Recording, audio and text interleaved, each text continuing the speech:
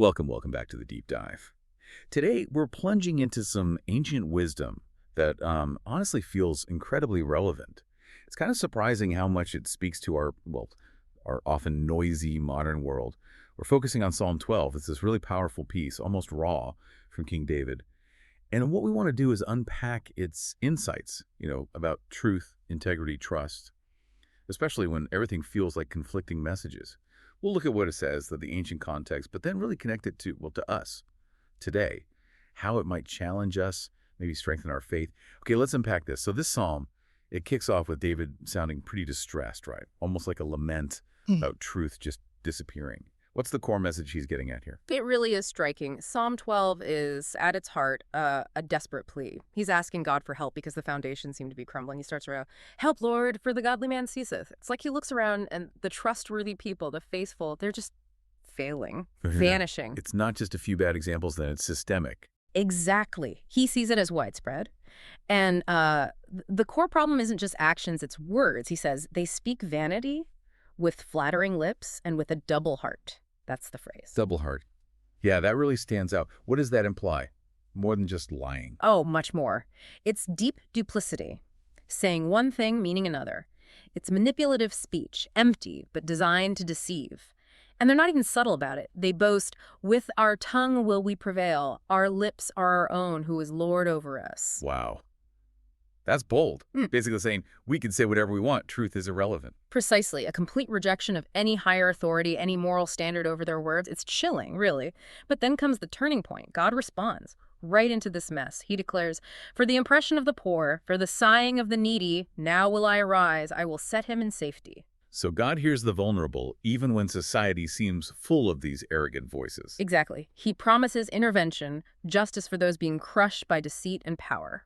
And then David makes this really stark contrast, doesn't he, between those human words and God's words. He does. It's beautiful. He says, "The words of the Lord are pure words, as silver tried in a furnace of earth, purified 7 times." 7 times.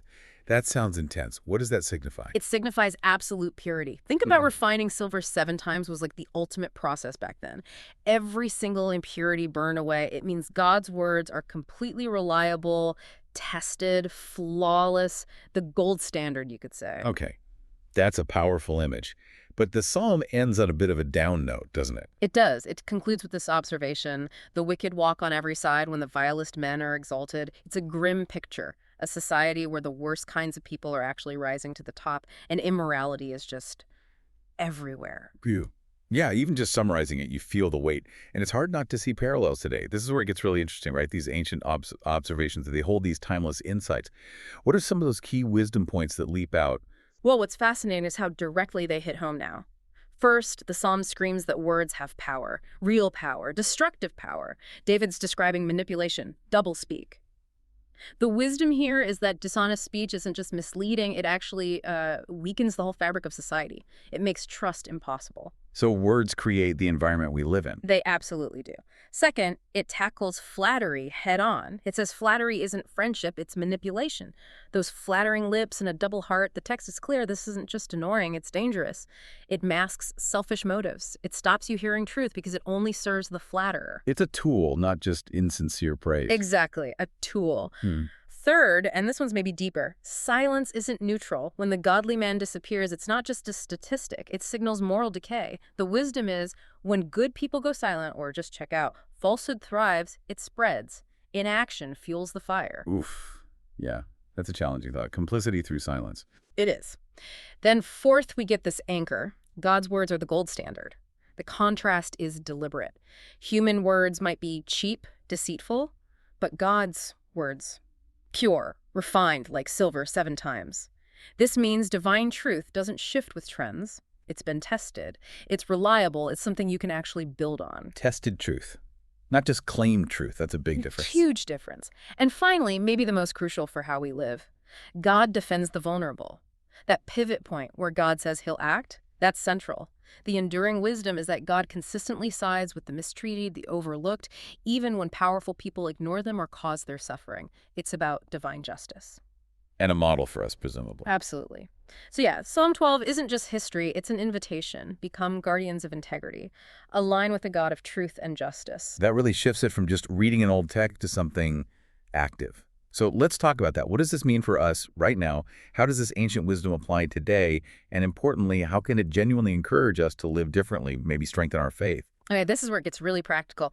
First, it's a direct call to combat the culture of spin with honesty. I mean, we're swimming in PR, branding, curated online lives. Perception is everything, right? That's the message we get.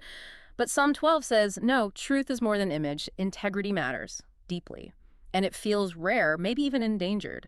So choosing honest communication in our jobs, families, online, that becomes an act of obedience. It builds faith because we're reflecting God's nature, which is truth. It feels almost countercultural sometimes, just Huge. being straight up honest. It really can. Second, we need to call out manipulative language. Flattery, doublespeak, they're alive and well. In boardrooms, politics, social media, everywhere. Psalm 12 pushes us to be discerning, to question words that just tell us what we want to hear. This discernment isn't cynicism, it's faith building. It helps us hold on to what's genuinely true. So developing a kind of truth radar. Kind of, yeah. Third, and this connects to God's heart, we need to protect the vulnerable in a world that talks over them. Remember verse 5. God acts for the oppressed, hears their sighs. This challenges us. Amplify unheard voices. Speak up for others, not just protect our own comfort. This is real, active compassion. It's obedience that shows our faith is alive, reflecting God's justice. It feels very tangible, less about big gestures, more about daily awareness. Exactly. Fourth, in this age of, fake news and echo chambers, we have to build our lives on tested truth. God's words are purified 7 times. That's our model. Seek truth that's endured, that's been tested, not just what's trending or feels good right now. Like building on rock versus sand. Precisely. Anchoring ourselves in God's consistent truth, revealed in His Word, gives real stability. That strengthens faith in a chaotic world. And finally, the psalm pushes us to resist the normalization of evil. That ending is stark. The wicked walk on every side when the vilest men are exalted. It shows that when bad behavior gets rewarded or even just accepted, it multiplies. It becomes normal. What society celebrates, it gets more of. Exactly. So standing against that, refusing to just go along with what's wrong, even if it's popular, that takes moral courage. It's obedience. It shows our faith isn't just internal. It actively engages with the world for what's right. So you see, Psalm 12 isn't just a complaint from the past. It's really this powerful invitation to live differently now, to be guardians of integrity. That's a powerful takeaway. Psalm 12 really does offer this anchor, doesn't it? An anchor of truth and integrity in a world that often feels lost in spin. It challenges us to live differently and to trust a God who is truth. Absolutely. When truth feels rare and lies are loud, maybe the call is, let your words be tested, not just trendy. That really resonates. And it leads to a question for you listening right now. In this world full of noise and half-truths, how will you choose to anchor your words and really your life in tested truth?